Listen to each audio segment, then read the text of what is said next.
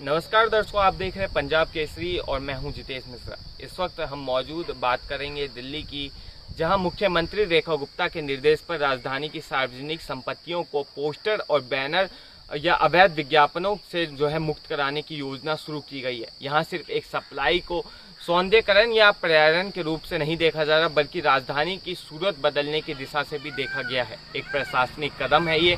दिल्ली की सड़कों, metro station, खंभों पर, फुटओवर ब्रिज पर, बस स्टॉप के दीवारों पर चिपके हुए जो अवैध विज्ञापन है उनके ऊपर कार्रवाई की जा रही है, बल्कि ट्रैफिक और नागरिकों के आवाजाही में भी रुकावट पैदा करती है।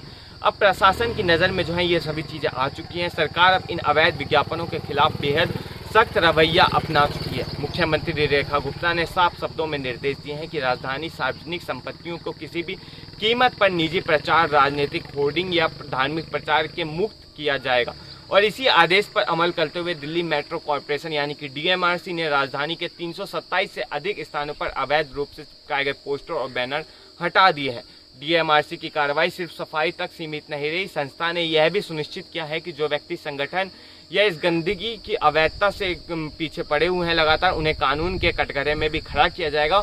और अब तक कुल 53 व्यक्तियों पर संस्थानों के खिलाफ एफआईआर दर्ज की गई है। यानी अब केवल पोस्टर हटाना ही नहीं, बल्कि नियमों को तोड़ने वाली दंडित कार्रवाई भी अभियान वो इसका हिस्सा बन चुकी है। दिल्ली जैसे महानगर में जहां लाखों लोग रोजाना सफर करते हैं, काम करते हैं, ऐसे में सार्वजनिक स्थलों पर सौंदर्य और साफ सफाई की एक जरूरी पहलू है।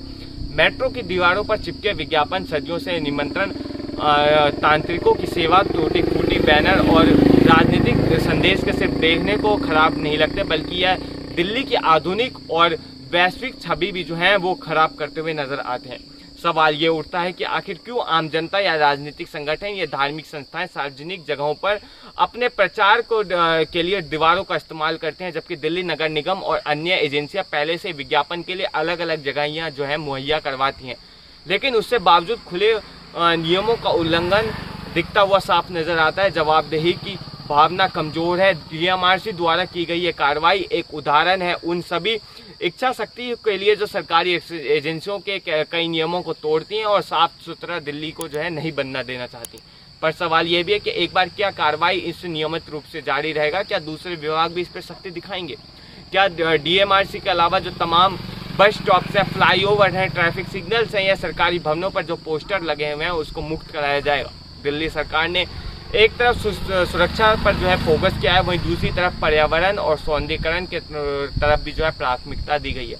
यमुना किनारे के कार्यकलाप नई सड़कों निर्माण और ये पोस्टर हटाने का अभियान तेजी से शुरू हो गया। वहीं अगर हम बात करें कश्मीरी गेट में स्थित मरघट वाले बाबा की, तो वहां पे जो फ्लाईओवर के निकट भगवानों के पोस्टर बने गए थे, भगवानों की पेंटिंग बनाई गई थी, उनको हटाने का भी काम तेजी से चालू किया गया है। क्योंकि तमाम ऐसे हिंदू संगठन की शिकायत थी कि भगवानों के पोस्टर पे लोगों के द्वारा थूका जाता है, वहाँ पे कुछ लोगों के द्वारा, असामाजिक तत्वों के द्वारा कुछ ऐसे काम किए जाते हैं जो कि नहीं होने चाहिए।